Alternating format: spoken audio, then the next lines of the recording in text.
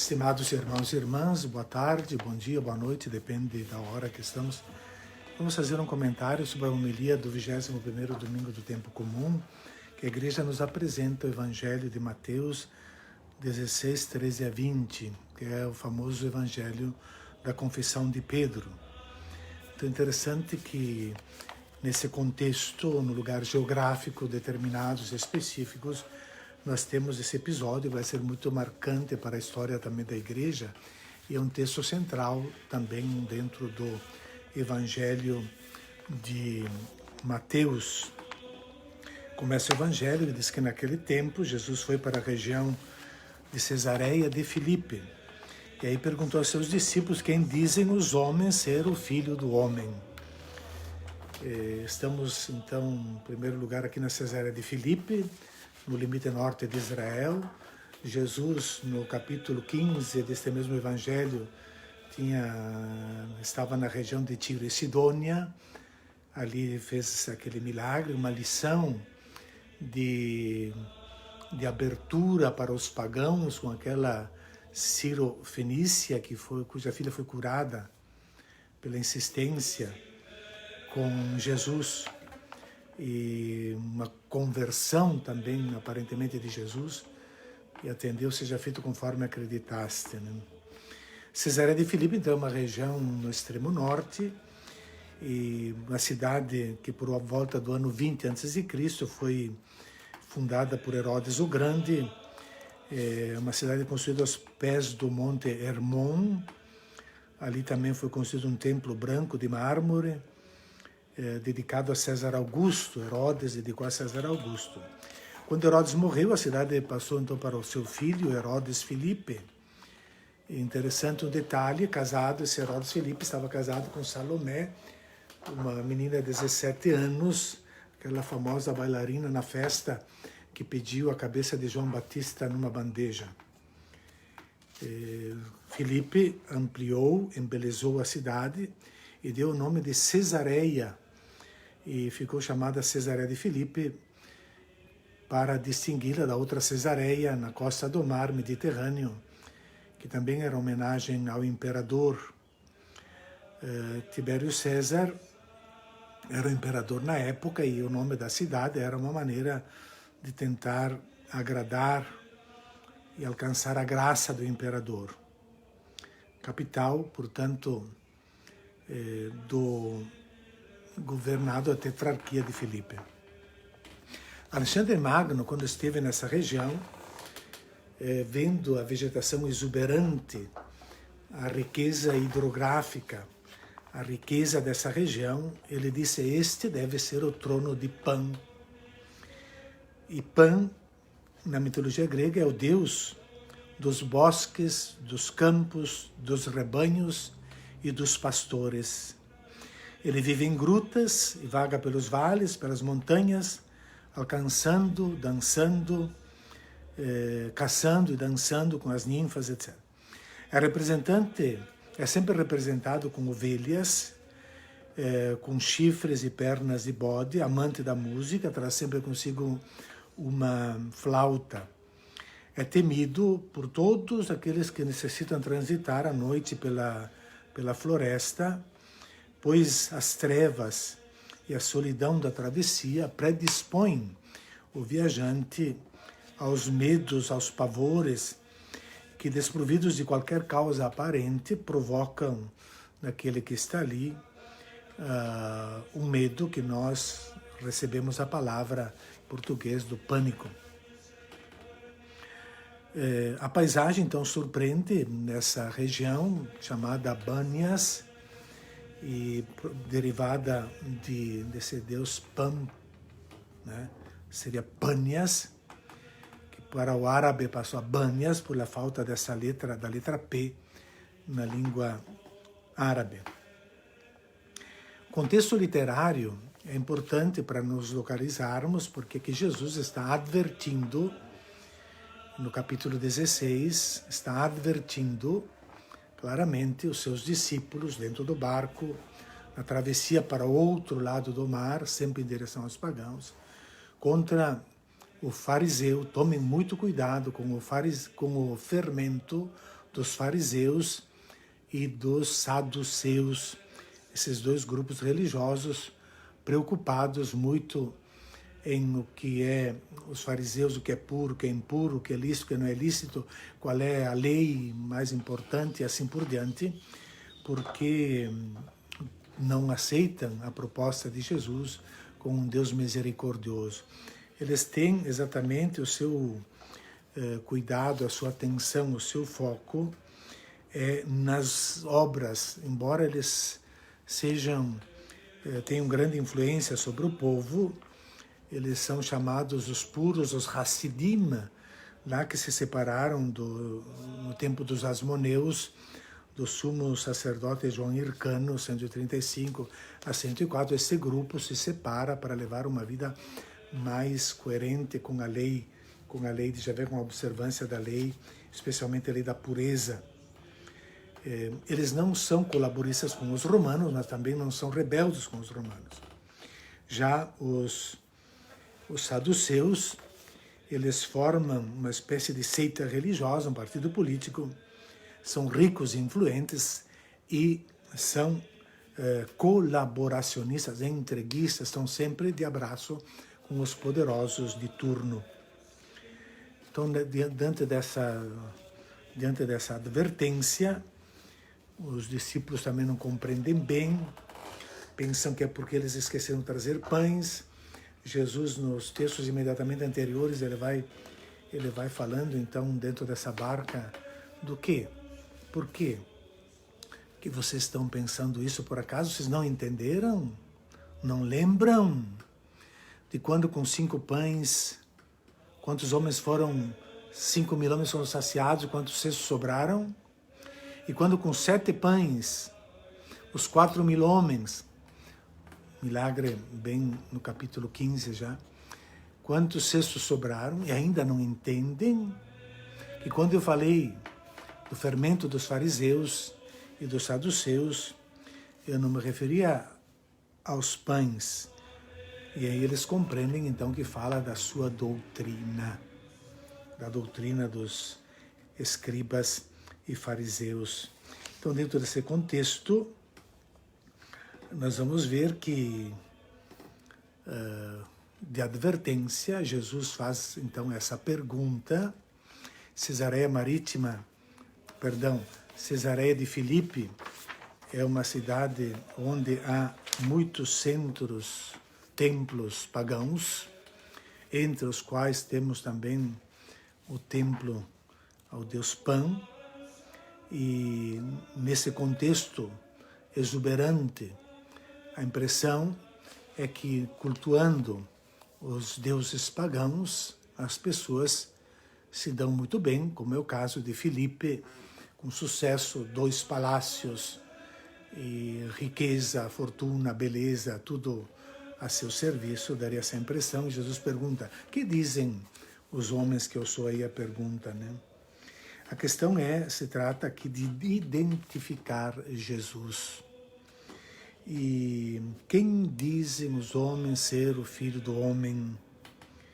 A resposta que eles dão é boa, porque a população, as pessoas não identificam Jesus com nenhum dos bem-sucedidos deste mundo, como Filipe, por exemplo. João Batista, Jeremias, João Batista, um dos profetas. João Batista é um homem com espinha ereta, não é um homem que se dobra diante dos poderosos para obter alguma vantagem ou prazer. Não se inclina. Olhando ao redor, tantos templos pagãos, poderia dar a impressão de que tudo vai bem para os que adoram os ídolos pagãos. Mas vem a pergunta de Jesus, mas vós, o kai no grego pode ser adversativo também. E vós, quem dizeis que eu sou? Mas vós. Eles, mas vós, quem dizeis que eu sou? Quem sou eu para vós? O que significa eu para vós? É uma pergunta muito mais profunda. Não é sobre uma noção, um conceito. É como numa relação de namorados. Quem sou eu para ti? Não querem um nome. O namorado, a namorada não espera a resposta de um nome, mas espera uma resposta de significado. O que eu represento na tua vida? O que Jesus poderia representar para a vida deles? Foi algo que marcou, depois de tanto tempo caminhando juntos. Seria como se quereis ser homens como Felipe ou quereis ser como eu? Essa é a pergunta que Jesus está fazendo, né? De quem, fundamentalmente, estáis enamorados? Crer é compreender que Ele é, quem Ele é, quem é Jesus, que é o Filho de Deus, e unir sua vida à vida dele. Isso é a fé. Pedro responde: tu és o Messias, o Filho do Deus vivo.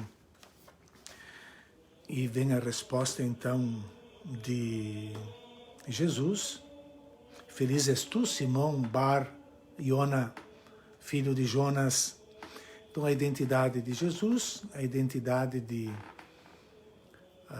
Pedro, de Simão, filho de Jonas, Simão, filho de Jonas. Jonas, provavelmente porque Jonas fazia sempre o contrário do que Deus mandava. Basta olhar o livro de Jonas no Antigo Testamento, né? Feliz és tu, uma bem-aventurança, porque não foram a carne e o sangue que te revelaram, mas foi o meu Pai do céu. Essa resposta pode ser dada por alguém que recebe uma revelação divina, não é simplesmente humana. E Jesus então continua: tu és Pedro, e sobre esta pedra edificarei a minha igreja. E Pedro, de Simão, passa para Petrus, e pedra, e sobre esta pedra edificarei a minha igreja. Mas aqui tem um detalhe importante para nós compreendermos bem esse texto. E porque Pedro, tu és Pedro, sobre esta pedra, não se trata apenas de masculino e feminino, como pode parecer no português em tantas línguas. Mas Petrus, em grego, significa uma pedra, um tijolo, um pedaço de pedra que pode ser usada na construção. Petrus, no grego Petrus, é pedra, como um tijolo. Petra, e sobre esta Petra edificarei a minha igreja. Petra significa rocha, penhasco, sobre a qual se pode construir um palácio sem que ele caia. Pedro não é rocha. Sempre no Antigo Testamento, rocha é referida a Deus, ou no Novo Testamento a Cristo, como na carta aos Efésios, como em Mateus também, no capítulo 7, como na primeira carta de Pedro. Somos edificados sobre a pedra angular, que é Cristo. Ela é o fundamento. Então, Pedro é uma pedra da construção, cujo alicerce é Cristo.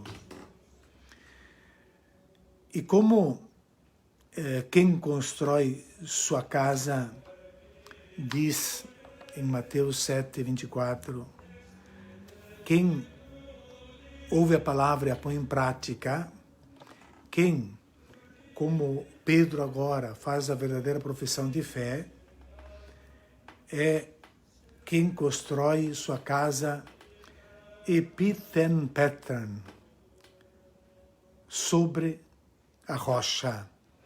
Não é qualquer tempestade que vai derrubá-la, ela permanece sólida e firme. Outra expressão interessante para nós meditarmos nesse evangelho é que Jesus continua: e te darei as chaves do reino dos céus, e as portas do inferno não prevalecerão contra ela. As chaves, elas representam o poder dos rabinos na interpretação da lei, da Torá. Eles têm a chave da interpretação. E por isso Jesus critica: vós tendes a chave e não deixais ninguém entrar e nem vós mesmos entrais. Não abrem a porta para ninguém e não deixam ninguém entrar. Eles têm a chave da interpretação da lei. É como dar as chaves de um palácio. Essa pessoa tem o poder de aceitar quem entra e quem não entra, de decidir quem entra e quem não entra. Mas Pedro não é o porteiro.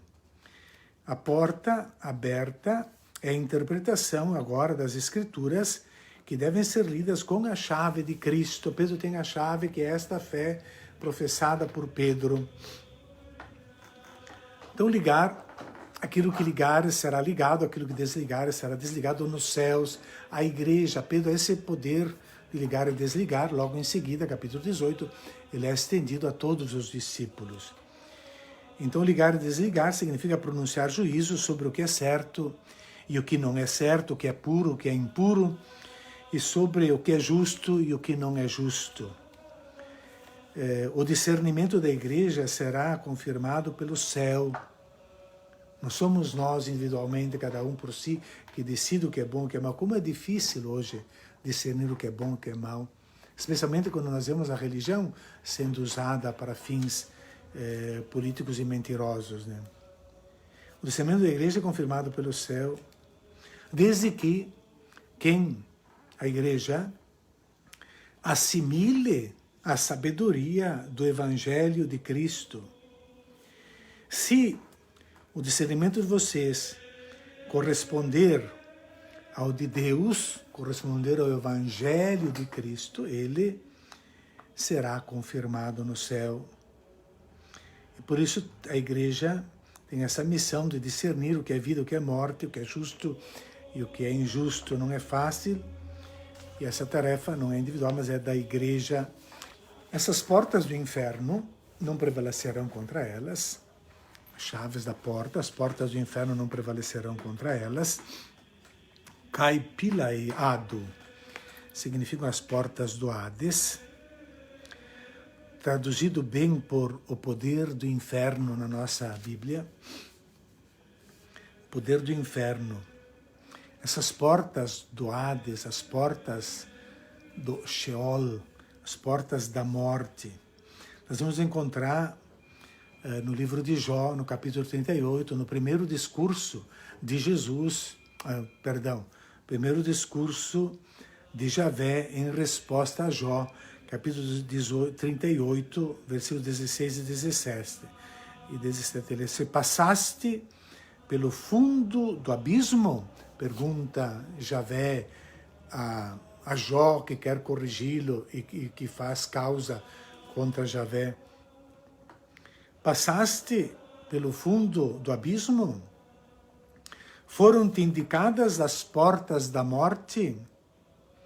Ouviste as portas da sombra da morte? Isto é, estiveste no Sheol? E também no abismo, né? Também o livro da sabedoria, estamos já na soleira do Novo Testamento, no capítulo 16, se diz: tu tens, então referindo-se a Deus, tu tens o poder sobre a vida e a morte, fazes descer as sombras do Hades e de lá subir. Ou também em Isaías 38, no canto de Ezequias, o rei que está doente para morrer, diante da morte, ele diz: ficarei postado às portas do Sheol, que está para morrer. São as portas da morte. As portas nos muros das cidades são sempre o lugar mais difícil de proteger. Elas podem ser fechadas, mas elas devem ser abertas também. Os inimigos sempre podem encontrar ali um ponto vulnerável para entrar. Jesus diz: O reino dos mortos, o Sheol, os infernos, que são o símbolo de todos os reinos de morte que existem neste mundo, tem as suas portas para proteger-se dos ataques do Evangelho, para proteger-se dos ataques da Igreja, dos ataques dos discípulos de Cristo. Essas portas do reino da morte hoje são fortíssimas. Nós temos, por exemplo, ali na cidade de Gerápolis, a tua Pamukkale, fontes térmicas, onde sai água quente pelas fendas, gases tóxicos, e foram colocados ali então naquelas grutas. Aliás, em Cesareia de Filipe tem uma grande gruta que diziam que era a porta do Sheol, a porta da morte, né? E então colocaram na frente dessa porta a imagem de Hades. E Hades é o deus na mitologia grega que governa a terra dos mortos, chamado submundo, ou inferno, aquilo de baixo. Símbolo do reino da mentira, portanto a morte para nós é o símbolo do reino da mentira, da corrupção, da economia mortal, a economia que mata. Quem que pode denunciar uma fortaleza tão grande?